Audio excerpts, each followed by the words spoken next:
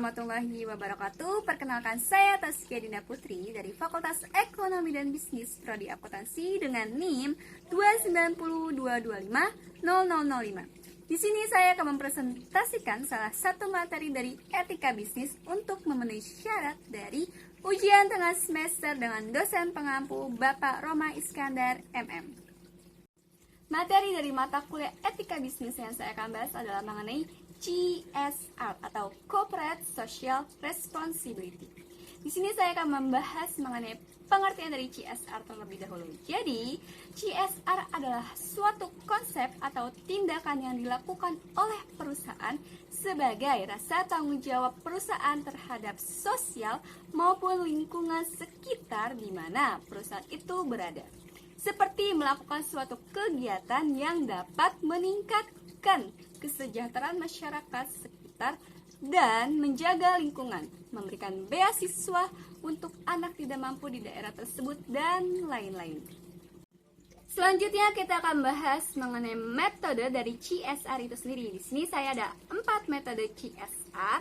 Yang pertama kita akan bahas mengenai metode keterlibatan langsung, yakni perusahaan menjalankan CSR secara langsung kepada masyarakat. Misalnya saja perusahaan menyediakan bantuan berupa uang tunai untuk masyarakat sekitar yang kurang mampu. Jadi bisa dibilang kita melakukan CSR secara langsung berupa memberikan uang tunai kepada masyarakat. Metode yang kedua adalah melalui yayasan atau organisasi sosial. Melalui yayasan atau membangun yayasan itu sendiri. Metode ini sama seperti yang dilakukan perusahaan di berbagai negara maju. Tujuannya adalah membangun yayasan untuk menyediakan bantuan sosial yang berkelanjutan. Metode ketiga adalah menjalin kemitraan. Mitra yang digandeng bekerja sama adalah yang memang memiliki fokus utama dalam melaksanakan kegiatan sosial, baik itu lembaga sosial yang dikelola swasta, lembaga sosial yang dikelola pemerintah maupun lainnya. Contohnya adalah Palang Merah Indonesia atau PMI, yang kedua adalah Dompet Duafa, dan masih banyak lagi. Metode terakhir adalah mengenai mendukung atau bergabung dalam konsorsium. Konsorsium sendiri diketahui sebagai kerjasama antara dua belah pihak atau lebih untuk membangun suatu proyek. Proyek ini sesuai definisi dari CSR itu sendiri, yaitu proyek sosial yang mensejahterakan masyarakat. Itu adalah 4 metode dari CSR. Tujuan dan manfaat dari CSR. Pertama, kita akan bahas mengenai tujuan dari CSR terlebih dahulu. CSR memiliki tujuan sebagai upaya menjaga keseimbangan yang harmonis antara perusahaan dengan masyarakat Indonesia secara umum maupun komunitas di sekitar proyek dan kantor pusat secara khusus. Di sini kita bisa menjaga harmonitas dengan membangun lingkungan yang baik untuk masyarakat dan perusahaan.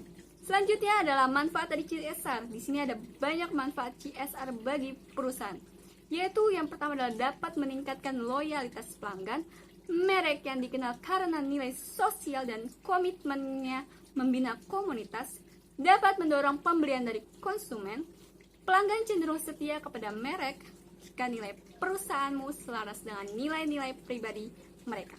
Itu adalah tujuan dan manfaat CSR. Salah satu contoh CSR yang dilakukan perusahaan adalah PT Vale Indonesia Tbk atau yang sebelumnya adalah PT Inco Tbk.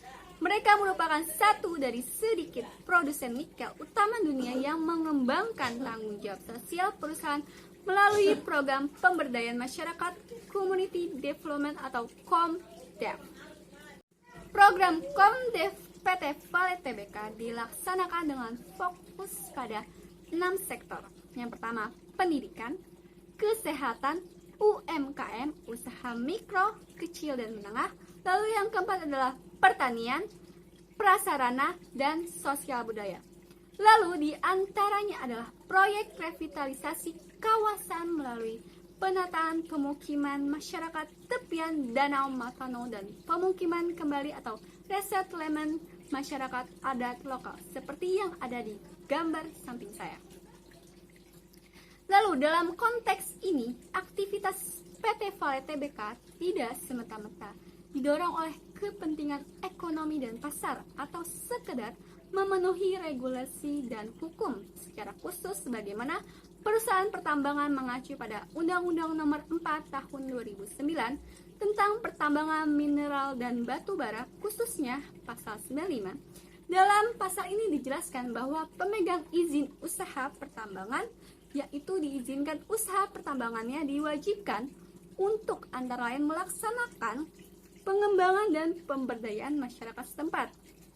Namun di sini PT Vale Tbk melakukan tanggung jawab sosial adalah sebagai bentuk prihatin atau bentuk rasa tanggung jawab mereka terhadap masyarakat sekitar perusahaan mereka.